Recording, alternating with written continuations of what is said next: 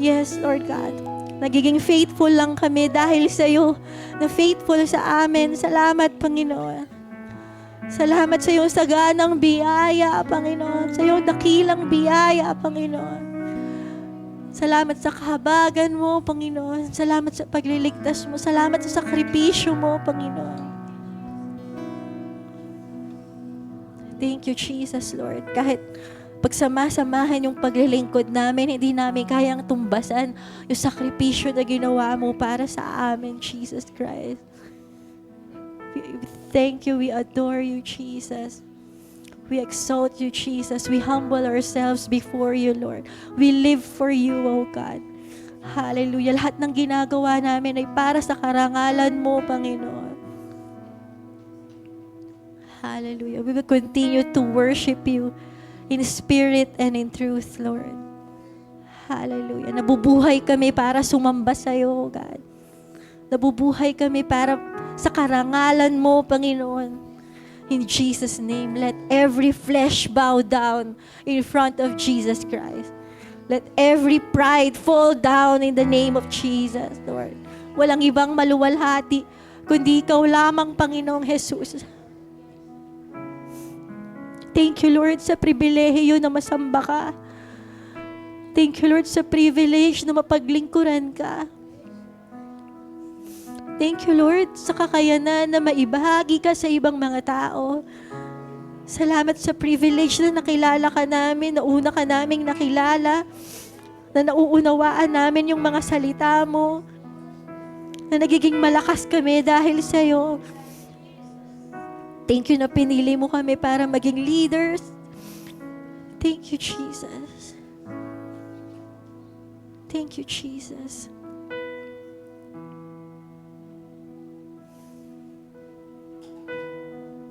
Sige po, stay lang tayo sa presence ni Lord at makinig po tayo kung ano man yung sasabihin niya sa atin.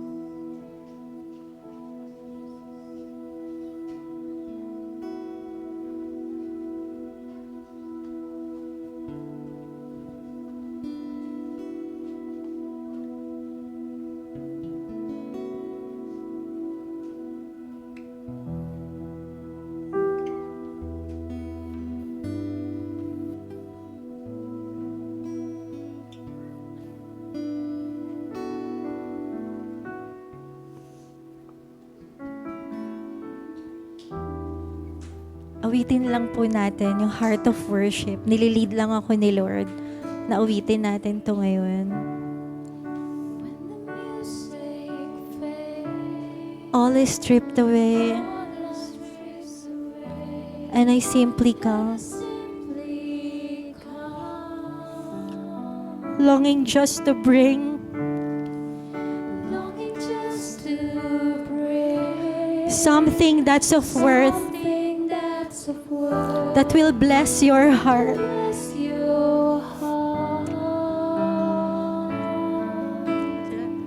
I'll bring you more than a song. For a song in itself, it's not what you have required.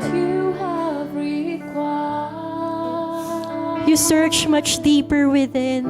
You search much deeper within. Through the way things appear, you're looking into my heart. I'm coming back to the heart of worship.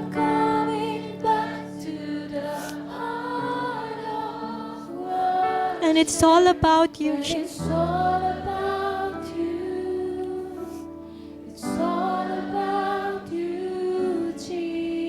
I'm sorry, Lord, for the things I made. Lord, for the things I made it, when it's all about you. Sige po, awitin lang All natin. about you, I'm coming back to the heart of worship. coming back to the heart of worship, and it's all about you. It's all about you, Jesus. It's all about you, Jesus. I'm sorry, Lord, for the things I made. Sorry, Lord, for the things I've made it. And it's all about It's you. all about you. It's all about you, Jesus. It's all about you, Jesus. Sorry. It's all about you, Jesus. All about you. It's all about you, Jesus. It's all about you, Lord. May it be impressed deep in our hearts that it's all about you, Jesus. It's all about you, Jesus. Thank you, Lord, sa privilege na mabalik yung heart of worship sa iyo, Panginoon. And sa oras na to, patuloy niyo po kaming samahan hanggang sa matapos ang gawain na ito. Ito po ang aming dalangin sa pangalan ni Jesus. Amen. Thank you, Lord. Amen. Ayan, sige po, tayo ay makakaupo na. And hindi na po natin patatagalin pa. Introduce na po natin ang ating tagapagsalita. Very timely yung message niya ngayon. Kasi mamaya ako kwento ko sa inyo, merong na-expose na na big time minister. So makinig tayong mabuti kasi talagang napapanahon po ang kanyang preaching. Welcome natin ang Panginoon sa buhay ng ating maintenance head, SOD facilitator, ano pa ba, Myra? Isa sa mga primary and napakadaming ginagawa dito sa church. Praise the Lord sa kanyang buhay. Welcome po natin ang Panginoon sa buhay ni Sister Myra Figueroa. Ayan, isang magandang gabi po sa ating lahat. Ayan, hello din po sa mga kasama din po natin sa online. Ayan, ready na po ba kayo? Parang nagkakagulo pa tayo. Ayan, okay na po ba? Amen.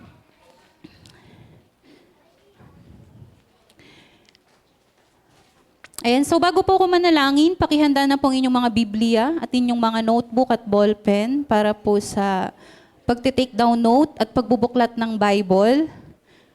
Ayan, kung nakabuklat na po or meron na po tayong nakaprepared na Bible, notebook, and ballpen, tayo po ay manalangin. Ayan, sige po, tayo po ay yumuko at pumikit upang hingin ng patnubay ng banal na Espiritu sa oras mong ito. Sige, let's pray. Hallelujah, Lord.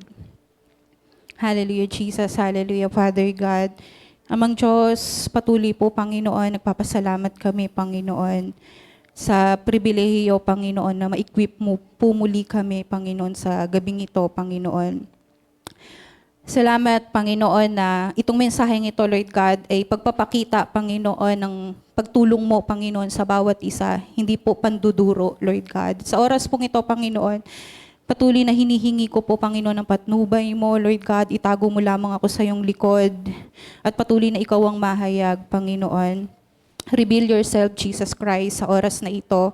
Naniniwala po ako, Panginoon, ng kapahayagan mo, Panginoon, ng siyang patuloy na makakatulong sa bawat isa po sa amin. Tulungan niyo din po kami na mag-stand, Panginoon, sa aming pananampalataya sa mga huling araw. Patuloy po, Ama, na samahan niyo po kami mula umpisa hanggang matapos ang mensaheng ito. Patuloy na ito po, Lord, ng aming dalangin sa pangalan po ni Jesus. Amen at amen. Amen. Ayan. So ngayon po tayo po ay nasa week 4 na ng ating series na Jesus Will Not Fail.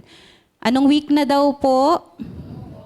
Ayan. So tayo po ay nasa week 4 na. So ang ating pong title ay pinamagatang Jesus Enforces. Sa Tagalog, ano daw po? Si Jesus ang nagpapatupad. Ayan, tama po. Ayan. So, sa topic po natin, makikita natin na si Jesus ay o ang nagpapatupad ng ano. So pag-uusapan po natin mamaya ito sa mensahe po natin. So para po sa ating objective, so sabi po sa ating objective, to strengthen faithful believers to trust Jesus, obey His word, and stand firm as His words are being fulfilled. Ayan, bakit po kaya ito yung layunin po natin? Alam niyo po, sa dinami-dami ng nangyayari sa mundo natin, kailangan po na tayo ay sumunod sa kanyang salita, tayo ay manatiling matatag habang nagkakatotoo ang kanyang mga salita. Kasi kung mapapansin po natin, mga negatibo yung nangyayari. So sa ating pong mga mananampalataya, inahanda po tayo ng Panginoon na kung makikita natin itong mga palatandang ito, hindi tayo para panghinaan ng loob, pero tayo po ay tumayo. Amen po? Tayo ay manatiling nakatayo hanggang sa muling pagbabalik ng ating pong Panginoong Kristo. Amen? So para po sa ating introduction, sige nga po, pakibasa po ng sabay-sabay.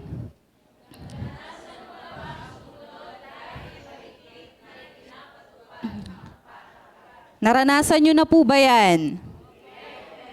Ayan, saan pong part na-experience nyo? Po? Sa COVID ano, kailangan sumunod. Ayan, wag na tayong lumayo sa church po natin. Di ba po may patakaran tayo na dapat nating sundin ng pagsasubmit po ng basic score. Hindi pa pwedeng hindi ipasa. Tama po? Hindi po dito napatawag ng Sunday. Hindi nagsasubmit ng basic score.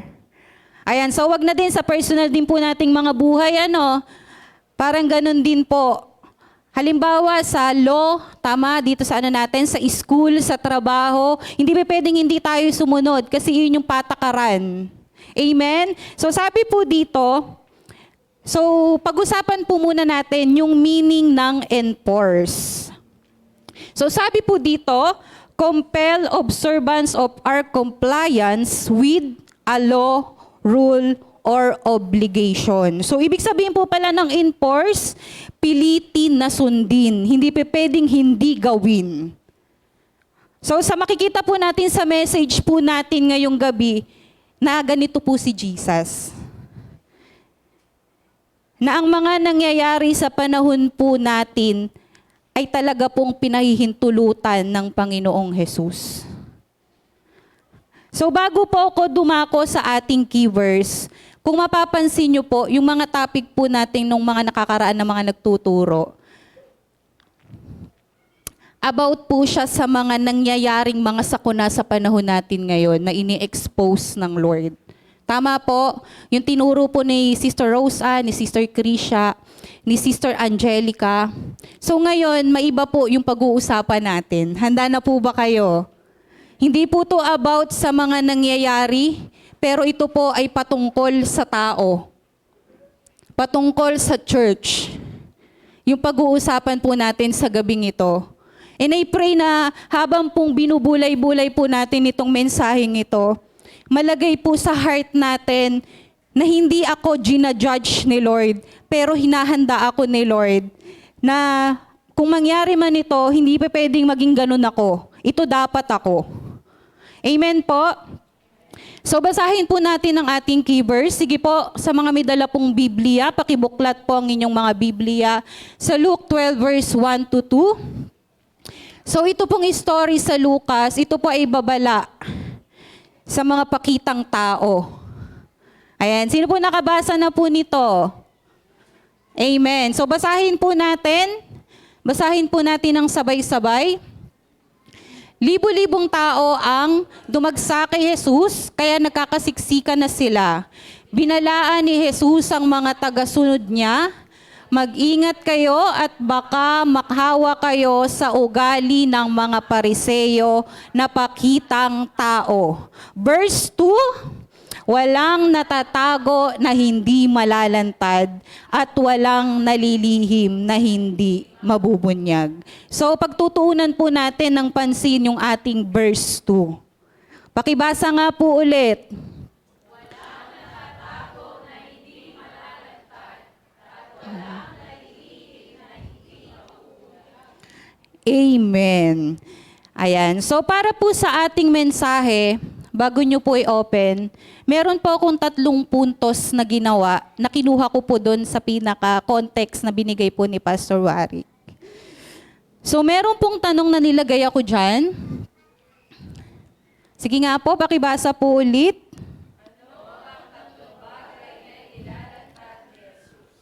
Ano ang 3 bagay na inilalantad ni Jesus sa panahon ngayon? So ulitin ko lang po ulit ang pag-uusapan po natin ay hindi po mga sakuna, kundi tao o mga churches sa panahon po ngayon. So ano nga ba ito 3 bagay na inilalantad ni Jesus sa panahong ito? Sa number 1 po natin, ano daw po? Tanong mo ay katabi mo, may nakatago ka ba dyan? Ayan, so ano daw po ito? So sa number 1 po natin, wag na po tayong magpasikot-sikot pa. May sumagot pera. Ayan, so sa number 1 po natin na mga nakatago, ano po kaya ang ibig sabihin nito? Secret sin. Mga kasalanan na maaring magpaiwan sa'yo. So isa po to sa ini-expose ni Lord sa panahon pong ito.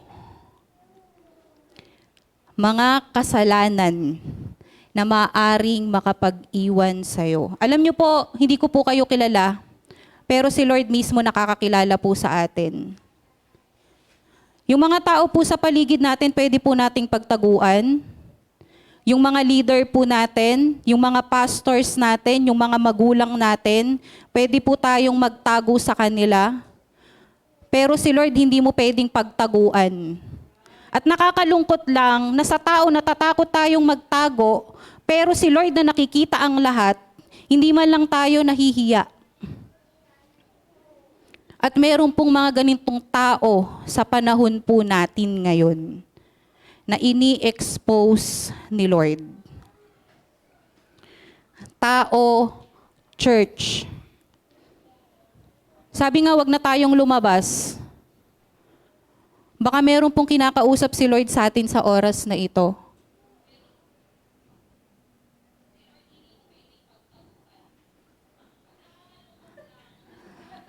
Sige po, tita, tuloy mo yan.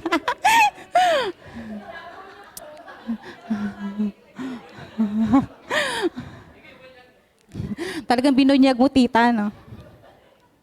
Amen po. Seryoso po ako. So ulitin ko po ulit, hindi po nandito ang Panginoon para po husgahan po tayo, pero para tayo po ay tulungan.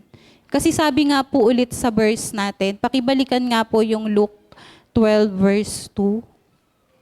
Sabi po dito, walang natatago na hindi malalantad at walang nalilihim na hindi mabubunyag. Hindi siya pwedeng hindi mabunyag. Kahit anong klaseng tago mo dyan, ma-expose ka. Pero alam mo sa totoo lang, ano yung nakakatuwa kay Lord? Yung ini-expose ka pa din. Yung ini-expose pa din tayo. Alam niyo po kung bakit? Kasi nga gusto niya na makabalik po tayo. Kung hindi tayo i-expose ni Lord, hindi ka makakabalik. Akala natin okay lang po yung ginagawa po natin. Nagigets po natin? Amen po. So number 2 po natin, na isang bagay din po na nilalantad ni Jesus sa panahon pong ito, is yung mga peke, mga fake. Sige nga po, pakilabas nga po yung kasunod po na slide. Sige nga po, basahin po natin ng sabay-sabay.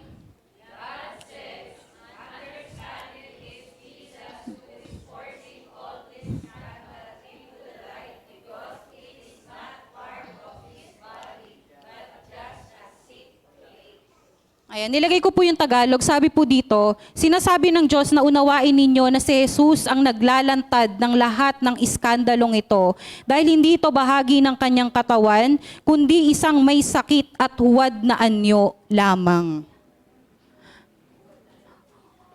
Sabi nga po, maganda sa labas, pero bulok sa loob. Ginagamit ang pangalan ng Diyos para sa pansariling interes.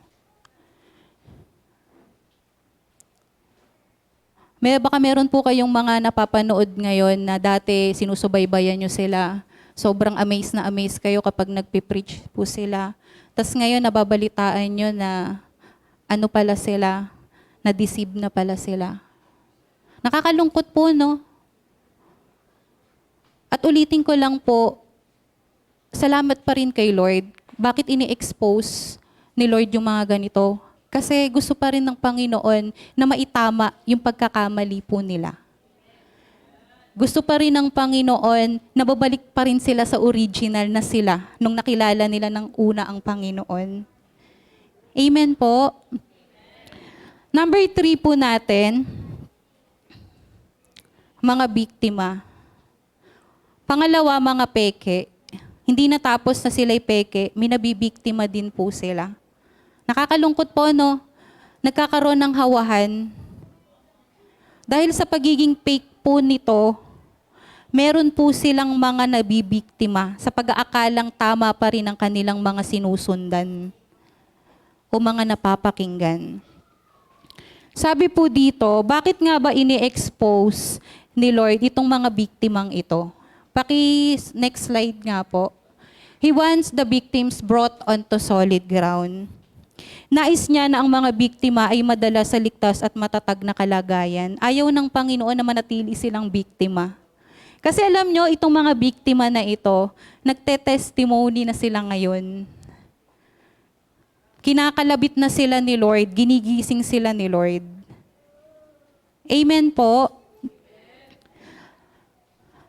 Kanina po habang inaaral ko tong mensahe po ulit na ito, kaya pala ganun kahalaga ng pagbababad sa salita ng Diyos. Kasi kung makikita po natin, siguro merong pinaka-ugat itong nangyari sa kanilang ito. Sabi nga, maging ang mga elect ay maaring ma-deceive sa huling mga panahon. Baka itong nangyari sa kanila na deceive sila.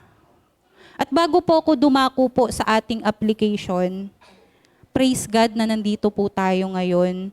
Meron po tayong mensahe na ganito. Hinahanda tayo ni Lord, pinapakita ni Lord kung ano yung nangyayari sa mga labas at kung ano yung dapat nating gawin sa mga ganitong sitwasyon. Amen po. Sabi po dito sa ating application, be part of His body for real or maging tunay na bahagi ng kanyang katawan. Sabi nga po, nandito na lang din tayo, totohanin na natin. Nandito na lang din tayo, ibigay na natin yung buhay natin ng totoo sa Panginoon. Kasi dito naman talaga tayo nilikha ni Lord. Kung meron po sa inyo na nahihirapan, baka nahihirapan po na makabalik kay Lord, nahihirapan na gawin yung will ni Lord sa Kanya. Gusto ko lang pong sabihin sa inyo na kasama niyo po yung Panginoon. Pwede po tayong mag-ask kay Lord, pwede tayong maging transparent sa Panginoon na, Lord, mahina ako. Lord, hindi ko po kayang gawin yung pinapagawa mo. Lord, nahihirapan po akong bumalik. Lord, nahihirapan po akong gawin yung pinapagawa mong ito. Ang Panginoon po natin ay laging nandyan para i-cheer ka hanggang sa ma-overcome mo kung ano yung kahinaan po natin. Naniniwala po ako na kung meron mang kalooban ng Panginoon po sa atin, yun po ay ang maging totoo tayong kabilang sa kanyang katawan. So sabi nga po dito, paano nga ba natin malalaman kung tayo'y tunay na bahagi ng kanyang katawan? Sa tingin niyo po, kung tatanungin po kayo, paano nga ba natin malalaman kung tunay ba na bahagi tayo ng katawan ni Kristo? Kasi minsan baka nakakalimot na tayo, nakala natin nakakabit pa tayo sa katawan ni Lord. Pero hindi na pala, nalilibang na pala tayo. Sabi nga, nagwa-wonder na pala tayo. Kala mo nakakapit ka pa kay Lord, pero hindi na pala. Sa tingin niyo po, kung tatanungin kayo, paano ba natin malalaman kung tayo ay bahagi pa rin ng kanyang katawan?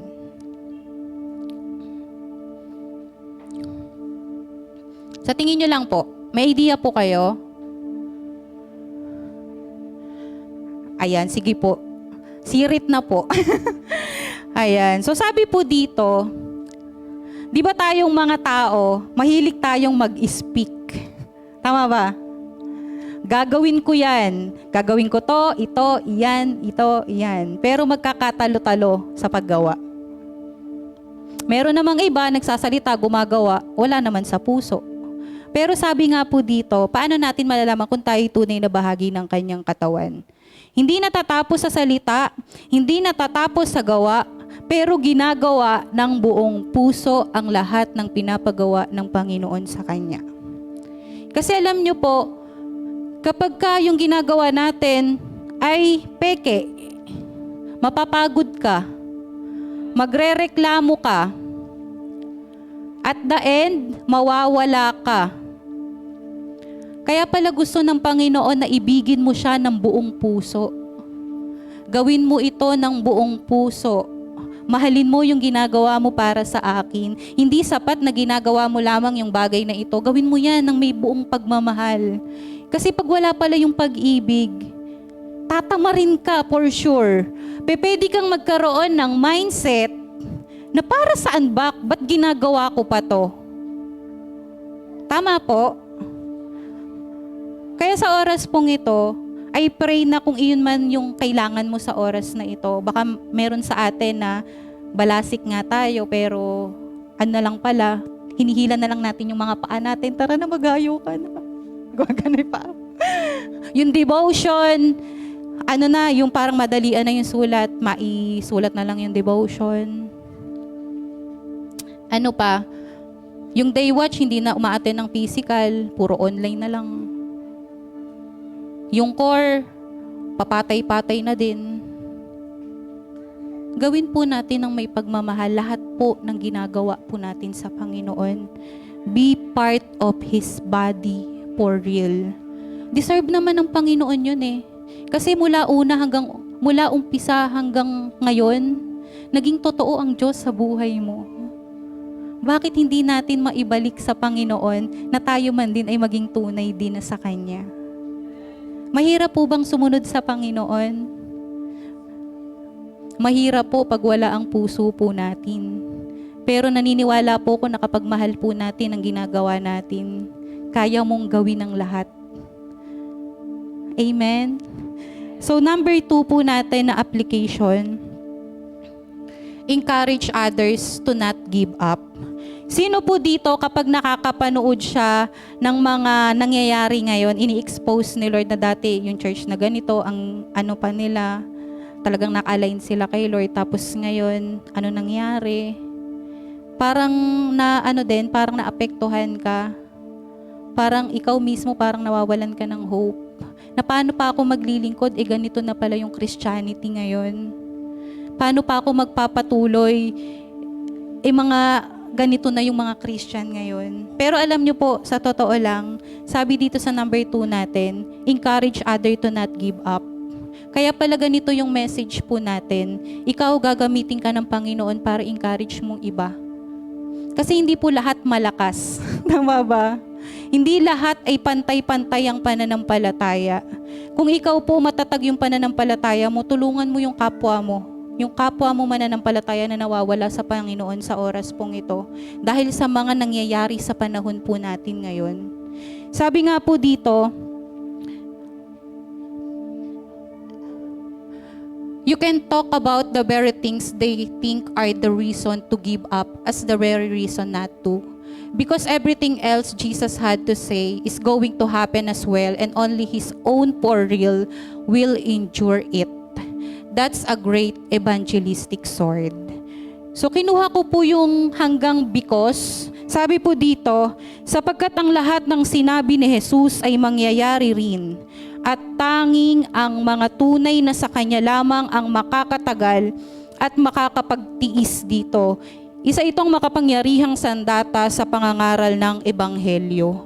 Pakisabi mo sa kapatid mo, sa katabi mo, na ito ang gagamitin nating laban hanggang sa huling araw.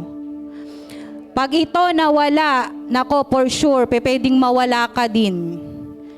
Ay ang kinakausap ko po yung mga hindi na po nagdi-devotion, please po, napakahalagang sandata po ng Biblia para tayo po ay makalaban. Sabi nga po dito, sino daw po yung makakapanatili lamang? Ang tanging, sabi dito, sapagkat ang lahat ng sinabi ni Jesus ay mangyayari rin at tanging ang mga tunay na sa Kanya lamang ang makakatagal at makakapagtiis dito. Diba? Para tayo po ay makapagtiis, makapanatili, ano daw po gagamitin natin? Ang salita po ng Diyos. Kahit ang pangit-pangit na sa natural, kapag may salita ka ng Diyos, yung isip mo nasa supernatural. Amen po? Yung parang ang kahit pangit-pangit na nangyayari sa paligid natin, meron kang word of God, tatayo ka pa din. Mananampalataya ka pa din. Amen? So para po sa ating conclusion, sabi po dito, sa huling mga araw, ibinubunyag talaga ni Jesus ang hindi sa Kanya upang bigyan sila ng pagkakataong totoong maging Kanya. Kagaya nga po ng sabi ko po kanina, hindi po ini-expose ng Lord itong mga taong ito. Kasi meron mga sa panahon natin ngayon, parang hindi nila maunawaan. But Lord, ini-expose mo ako ganyan, parang maduduro ako ganyan. Pero hindi eh. Magpasalamat pa tayo sa Panginoon kapag ini-expose ni Lord, kung meron man tayong mga kasalanan na pinapa-expose o ini-expose ni Lord, kasi gusto niya na makabalik po tayo. Kagaya nga po ng sabi natin, kung hindi to i-expose ni Lord, pwedeng makampante tayo, wala naman akong ginagawang masama. At marami po sa panahon natin na ganyan. Kaya siguro si Lord, o hindi siguro, kaya ini-expose ni Lord, kasi nga hindi magising-gising. Kung hindi ko to gagawin, hindi yan aalis dyan. Ganun yun. Kung hindi ko to babatukan, hindi to magigising. Thank you, Lord. Amen po. Amen. Ayun, at dahil po dyan, ito po yung ating mensahe.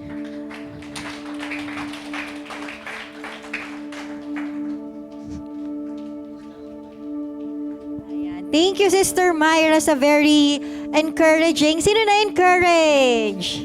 Amen. Praise the Lord. So yung akin, hindi ko na complete na kasi siya. So more on testimonies na lang yung sasabihin ko na totoo yung title. Ano po yung title? Jesus Enforces. Ano yung key verse? Ano daw yun? Walang lihim na hindi nabubunyag. So, eto lang, just, ako kasi mabigat sa akin to dahil na-witness ko to this week lang.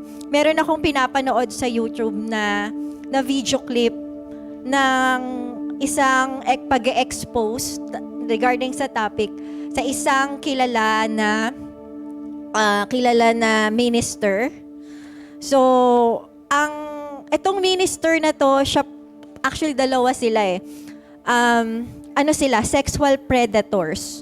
So, ginagamit nila yung ministry para kumuha ng mga babae. At hindi ko ina-expect to kasi medyo related sila sa mga connections ko. Meron akong mga churches na sinusunda na parang nakarelate sa kanila.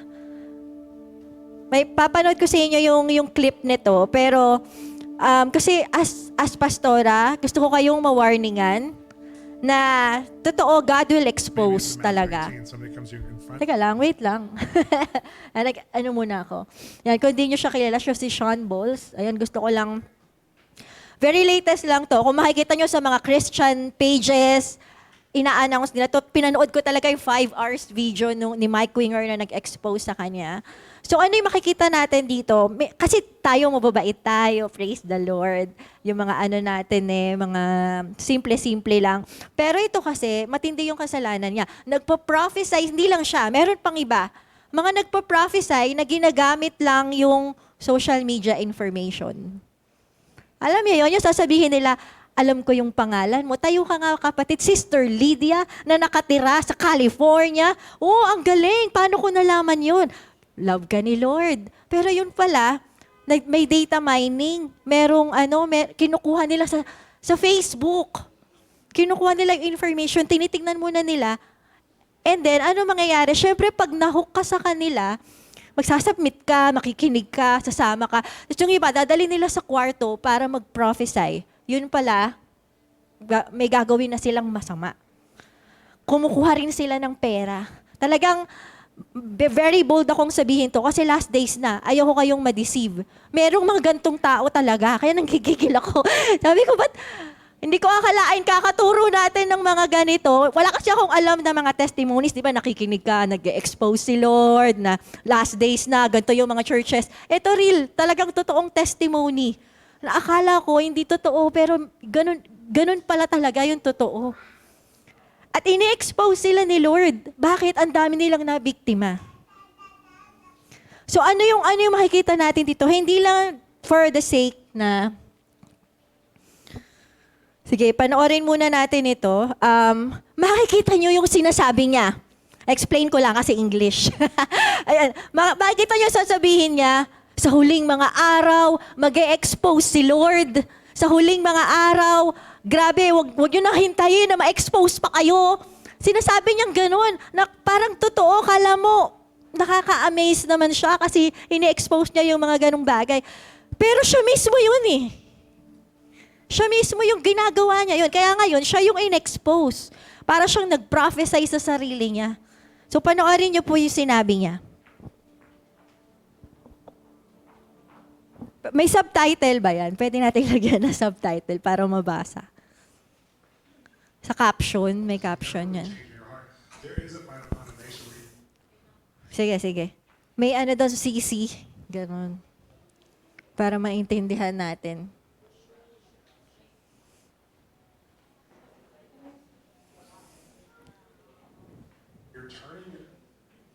Marami pa, hindi lang siya. Siya lang yung pinakasikat ngayon. Maybe it's in Matthew 18, somebody comes to you and confronts you and you don't respond to that confrontation. And it ends up being something that's publicized. You never really change in your heart. There is a final condemnation where you're turning your back on Jesus. You're turning your back on the core principles of truth. And that's a scary place to be, especially if our disobedience is causing others to sin or others to be oppressed. God will expose that somehow. His most prophetic moment. Sean unintentionally declaring what was going to happen to him. Our life will not go well. I do want to tell you that we have Ayan, sige. Hanggang doon na lang yata yun. resources and materials. I have books that have become bestsellers. O diba, nagpo-promote pa siya ng book. For children. We have a prophetic parenting kit coming up. Maybe it's in Matthew 18. Somebody comes to you. Okay, kung gusto niyo panoorin yan, sige panoorin niyo para makita niyo, para, ay, di ba nakita niyo yung sinabi niya, pagka hindi kayo sumunod kay Lord, God will expose you, all will not go well, di ba? Sinasabi niya gano'n. Pero hindi niya alam, siya yun. Wala talagang lihim na hindi nabubunyag. For real. Totoo. In-expose siya ni Lord at yung mga ginagawa niya. So it should be a warning sa atin. Big time minister to. Connected siya sa Bethel Church. Bethel is a big church. 'Di ba? So, yan pong mga yan ay sinasabi, pinapaalam sa atin ni Lord kasi ano yung nakita ko dito? Mahal niya si Sean Balls. Gusto niya maligtas si Sean Balls. Mahal niya rin yung mga biktima ni Sean Balls. Marami siyang nabiktima para hindi na rin siya magiging katitisuran sa iba. So ano yung nakita ko with all of this? Fear the Lord. Kung ayaw nating i-expose, napaka-encouraging ng message ni Sister Myra eh. Pero pag kahit ganon, tapos susundin pa rin natin yung sarili natin, i-expose tayo ni Lord. Una, para iligtas tayo. Pangalawa, para wala na tayong, hindi na tayo makatisod sa iba. At para sa mga nabiktima ng ating wrong testimonies. Tama po, ang daming na-trauma dahil sa kanya. Nabasa ko yung mga testimonies na na-trauma sila. Bakit? Tinitingnan nila ng mataas. Itong mga taong to, tapos ganun pala. Nawala sila kay Lord. Yung iba sa kanila hindi na nag-church. Dahil nakakita sila ng ganun. Taong in-idolize nila pero behind the scene may ginagawa palang hindi maganda. Nakita po natin. So, lahat gagawin ni Lord yan. Pakisabi sa katabi, huwag na tating hintayin. Na-expose tayo ni Lord. Magsisi na tayo. Magbago na tayo. Amen? Amen po. At naniniwala ako, alam niyo, isa pa sa pinakita sa akin ni Lord, yung social media. In general. Bakit kaya yung social media, sino sa inyo nakakapanood nung may resibo ako? Mapakita yung mga screenshots. Nakakita kayo ng mga ganon? So, di ba parang gawa siya ng kaaway pero kung titingnan mo, kaya siyang gamitin ni Lord for good. Paano? Na-expose yung tao. Tama ba? Kaya I think yung social media ngayon, though negative siya, ginagamit rin siya para mag-expose. Para wala nang masaktan o mabiktima pa yung mga taong yun. Lalo na pag Christian sila. Amen? Amen. So, ayun po. Sige po, tayo lahat ay tumayo. Una sa lahat, magsisi po tayo. Huwag na natin hintayin na baka may mga kasalanan po na dinidil sa atin si Lord. Huwag natin hintayin may mag-video pa sa gilid-gilid. Alam mo isa pa, last na. Pag ako po, lagi akong aware, ako personally, ito yung ina-apply ko. Lagi kong alam na may nakatingin sa akin, si Lord at yung kaaway. Hindi man ako nakikita ng tagarowa, pero alam nila yung ginagawa ko. At pwede akong ma-expose anytime. Kung hindi ako nagdi-devotion, wala akong prayer life, nakikita nila yon. Amen? At the same time, kung ginagawa mo naman yun, positively, nakikita rin yun ni Lord. Hindi mo kailangan ipagmalaki na nagde-devotion ka, na naka-post pa, na nag-share the gospel ka. Though pinopost natin sa Balasik, pero hindi natin kailangang ipagmalaki kasi lahat ng yun nakikita ni Lord. Amen? So sige po, sa oras na to, let's just bow down our heads and look to God na siya po ay powerful. He enforces. Kaya niyang mag-expose sa light, both positively and negatively. Una sa negative, tingnan muna natin na baka meron mga dinidili sa atin si Lord na nakakatakot pag ma-expose. Sige, isipin natin, ano yung mga bagay na ginagawa natin na nakakatakot kapag nalaman ng ibang tao to? And let's repent. Pagsisihan natin.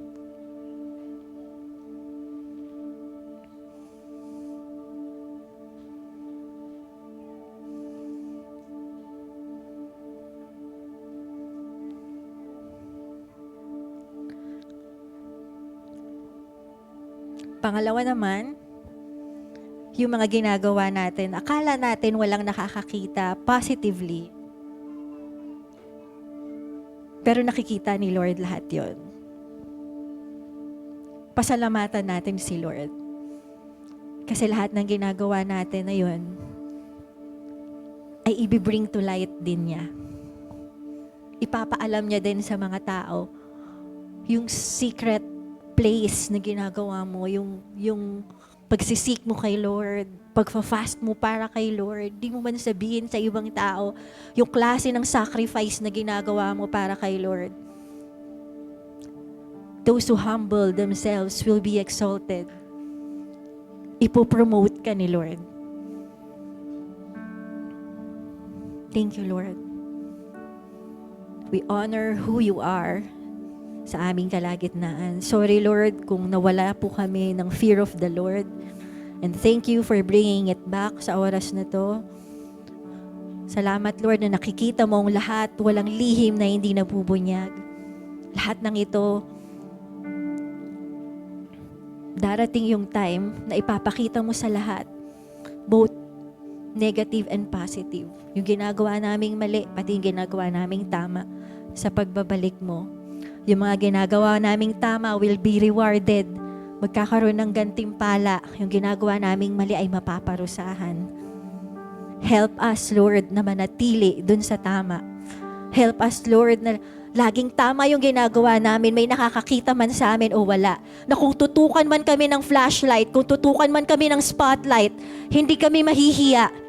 Dahil alam namin, we are proud that we are doing the right thing. May nakakakita man o wala. Help us, Lord. Help us, Holy Spirit. Mahirap po ito sa aming sarili lamang.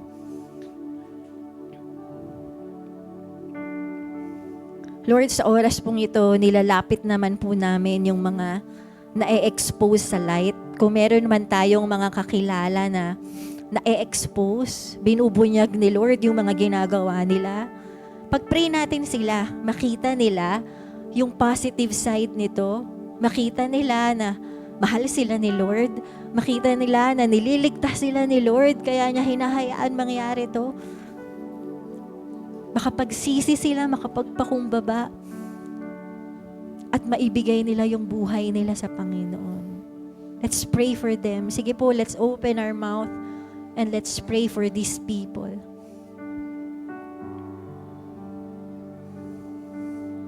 Yes, Lord. Save them, Lord. Save them. Kagaya ng dinidesire mo, Lord. Be patient with them, O Lord. Have mercy, Lord. Kahabagan niyo po sila, Panginoon.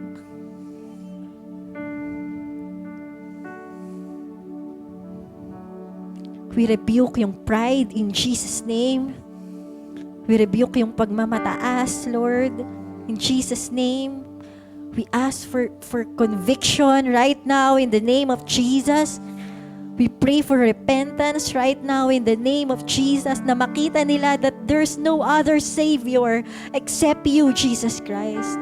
Ikaw lang ang tinalaga ng Diyos, Acts 4:12, na maging tagapagligtas ng lahat. In Jesus' name, thank you, Lord. Thank you, O God. You are faithful, Lord. You are faithful. You are mighty to save, Jesus. Thank you, Jesus. Sa oras pong ito, nililift namin sa iyo yung buong body of Christ. Lord, kung gusto mo pong mag-expose, dahil ito yung sinasabi ng iyong mga salita, then have your way, Jesus. Have your way. Expose nyo po yung gumagawa ng mali. Expose nyo po yung nang bibiktima ng ibang mga tao, Lord. Huwag nyo na pong hayaang madagdagan pa yung mga biktima nila in the name of Jesus. And Lord, pinagpe-pray po namin yung mga biktima, oh God.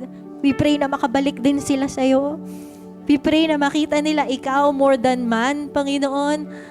Na ikaw yung sinasamba nila at hindi ang tao. We pray na makabalik po sila in Jesus' name. Bago ka po bumalik, Panginoon.